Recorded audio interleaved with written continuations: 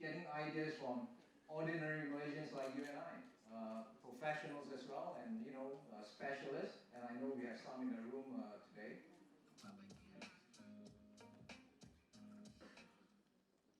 Backgrounds, we're not preparing them. The U.S. education system is great at the high end, but is failing at the low end. And in fact, a majority of students in the U.S. And why is it important to have diversity in tech?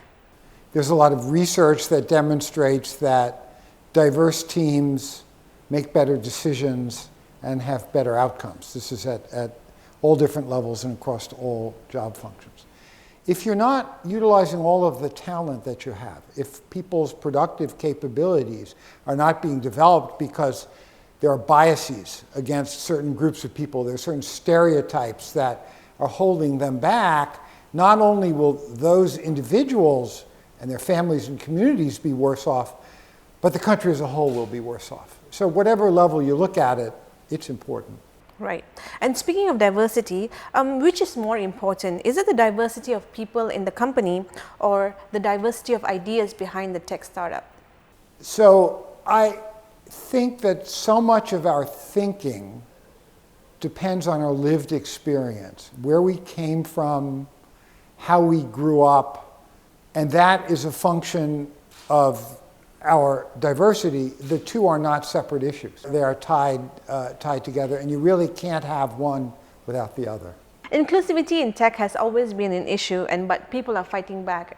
Is it a losing battle? And is it a winning battle? And what can we learn from it? It's a hard battle. There are the biases and barriers that hold some people back are well established and hard to take down and will not come down in a day, a week, a month, or a year. So in order to address it, whether it's at the level of an individual company or at the level of the society, it requires real commitment. Commitment from the top, commitment to take a comprehensive approach. There are no quick fixes. And I think in a world that is more dominated by short-term thinking and pressure on quarterly earnings for public companies, there's a lot of struggle. People want to do the right thing, but they're not prepared to make the commitment that it takes. Right. But is it wrong, though, to actually want a financially successful startup with or without a positive impact on the society? Yeah, I do. I just think it's wrong. I think today, most people don't think that, but most people didn't think there was anything wrong with slavery 200 years ago. So I don't know what's going to happen, but I know we're entitled to have views that are outside the mainstream. And to me, the idea of making a profit in a company that actually creates other harms along the way ought to be, if there's any justice, our grandchildren and great-grandchildren will look back and say, you people believed what?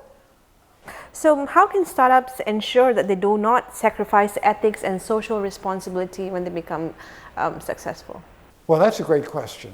And I would say, one, they should get the right investors who are aligned with what they're really trying to do, because if they're not, that's a sure recipe for disaster. Two, you've got to bake it in from the beginning. And the problem is, there's always a million things you have to do as a startup. You can only do 5. And so you're always making decisions about what stuff you put off and what you do. We have the idea of technical debt. Okay. Well, there's sort of diversity debt and cultural debt. And what I would tell people is you can't accumulate too much of it or it'll kill you. You have to pay attention to your values right from the beginning and be thinking about that when you're hiring people. You ought to be very intentional about what kind of workplace you're creating.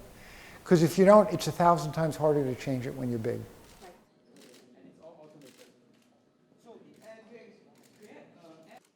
So what happens after they develop a prototype in the